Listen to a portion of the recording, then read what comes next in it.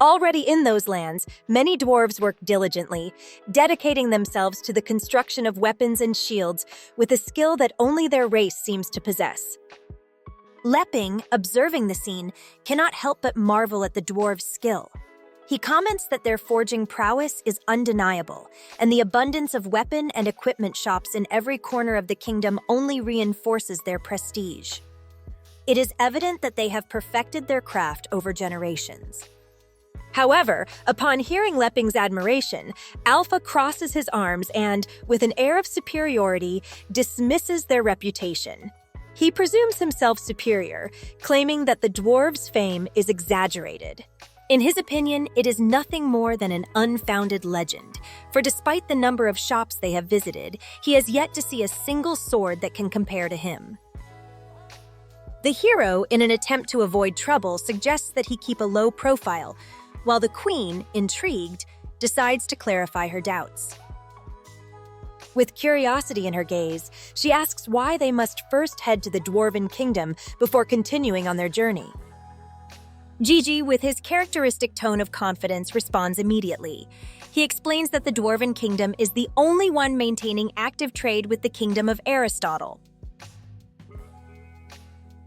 Therefore, if they manage to obtain the Dwarven king's recommendation, they could secure a peaceful passage to the kingdom of Aristotle without the need for violence. It is then that the dwarf accompanying them, attentive to the conversation, steps forward to provide crucial information. With a firm voice, he mentions that Gigi is right, but that it will not be so simple. If they wish for the king's recommendation, they must prove that they can help resolve a problem plaguing his people. The greatest concern of the dwarves is that they have lost the ability to forge S-level weapons. The dwarf adds that although Lord Lepping has developed magical tools in the form of cards, crafting weapons of such caliber requires materials and knowledge that even his current abilities cannot match. To make matters worse, the precious celestial mineral, essential in the creation of such weapons, has been depleted, leaving the dwarves without the means to reclaim their former greatness. He concludes by saying that if he does not have complete confidence in achieving this, it would be best not to trouble his father, as his volatile temper could lead to an explosive reaction. Lepping, intrigued upon hearing about the celestial mineral, does not hesitate to ask exactly what it is. It is then that the dwarf, with a serious and respectful tone, begins to explain. He recounts that 2,000 years ago, a colossal meteorite streaked across the sky and crashed into the continent of heroes. The impact was so devastating that it not only left an immense scar on the land, but also completely altered the geography of the region. It was at that moment that the sacred mountain was formed, the very same one that today protects the Dwarven kingdom. Pointing firmly toward an imposing mountain range in the distance, the dwarf continues his tale.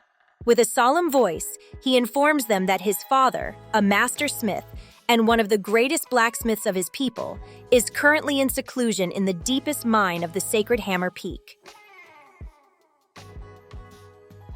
There, deep within the mountain, he has dedicated his life to researching the secrets of forging and seeking a way to restore the legendary ability of the dwarves to create S-level weapons. Thus, it is revealed that deep within the mountain, a man tirelessly forges a sword. His firm hand grips the glowing metal, while his other hand strikes as if it were a heavy hammer, each impact resonating like thunder in the vast cavern. Once satisfied with the initial shape, he exhales forcefully, letting the wind from his own breath cool the red-hot steel. The dwarf takes note of the progress. With a meticulous voice, he comments that this is attempt number 10,997. Examining the piece with a critical eye, he concludes that this time, the raw blade has reached level A. However, it is still not enough. He records that, for the final polishing phase, he will use the hardest tungsten available, hoping to surpass the imperfections that have frustrated his previous attempts. Without wasting more time, he begins sliding the sword over a specially prepared metal bar for polishing. Next, he takes a precision lens and prepares to scrutinize his work even more thoroughly. First, he magnifies the image 20 times. Then, he increases the magnification to 100 times, exploring every detail in search of hidden imperfections. That's when he finds small cracks in the blade, barely perceptible, but enough to doom his work. His face tenses with fury, and with a cry of frustration, he bends the sword with his own hands. As he breathes heavily, his thoughts overflow. He doesn't understand why he can't achieve it, what material could replace what is missing. His anger grows, and with one last outburst of desperation, he crushes the deformed sword even further. He murmurs to himself, as if trying to convince himself that this is nothing but a nightmare, and mentions that the foundation of his Dwarven kingdom's forge cannot crumble in his hands. At that precise moment, his son bursts into the forge, interrupting his internal torment. With a calm tone, he informs his father that he has brought some visitors. The blacksmith, still consumed by fury, demands that they leave. He had made it very clear that he didn't want to see anyone while in seclusion. His son, unfazed by his explosion of anger, responds firmly. This time is different. They have come on the recommendation of Gigi from the Sacred Swordsman Association.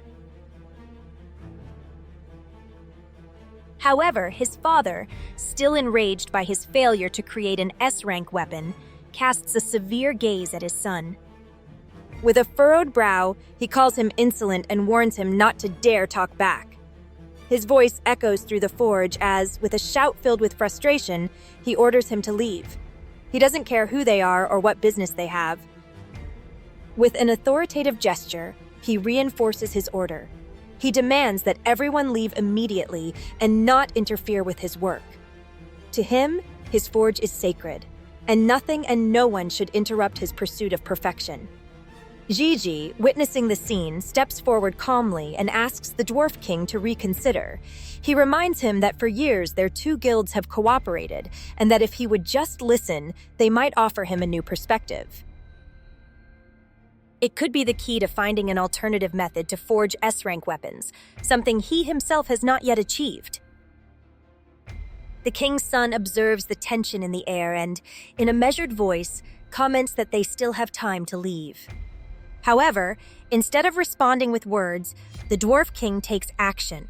He propels himself with force, and his flight boots, a superior level 5 artifact, come to life. Crafted with the feathers of the revered elven spirit beast, the White Sparrow, these boots are a marvel of Dwarven engineering.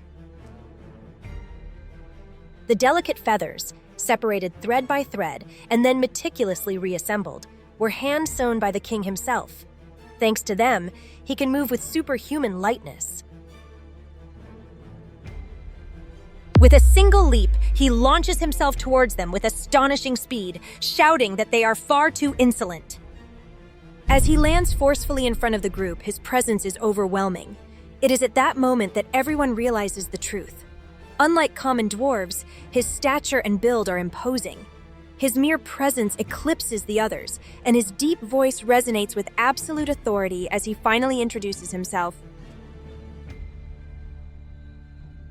He proudly declares that his name is Heimerdinger and that he is the greatest blacksmith in the world.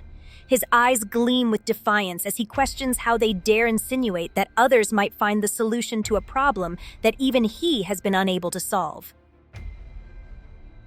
Gigi, unfazed, responds firmly that this is exactly what he believes. He is convinced that they can definitely do it.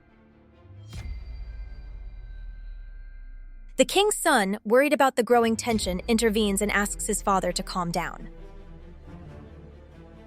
But Heimerdinger ignores the plea. He raises both hands in fury and proclaims that this is an insult, an unforgivable humiliation for him.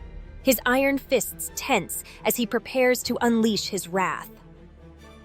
However, before he can act, slow footsteps echo through the hall. The person approaching doesn't say much, only comments in a firm voice that when there are no tigers in the mountain, the monkeys proclaim themselves kings. Heimerdinger, recognizing who it is, freezes. His lips part, but no words escape them. It is then that the queen, with her usual majestic demeanor, greets him and calmly mentions that it has been a long time since they last met. The impact of her presence is immediate. Without a second thought, the dwarf king abruptly bows and strikes the ground with such a powerful reverence that a small tremor shakes the forge. Gigi and the king's son watch the scene in disbelief, unable to hide their astonishment.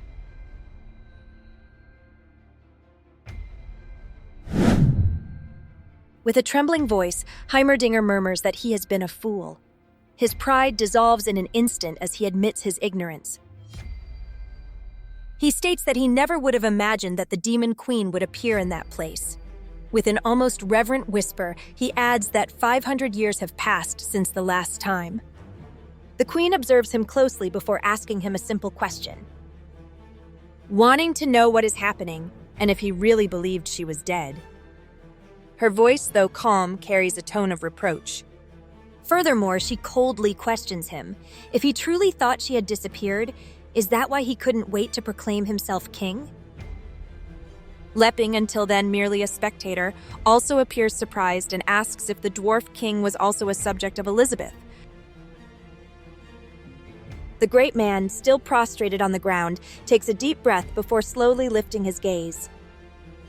With a solemn tone, he acknowledges that he understands the situation. He knows he deserves to be eliminated for his actions. However, before any decision is made, he begs the queen to allow him to explain his situation, confessing that he had no other choice.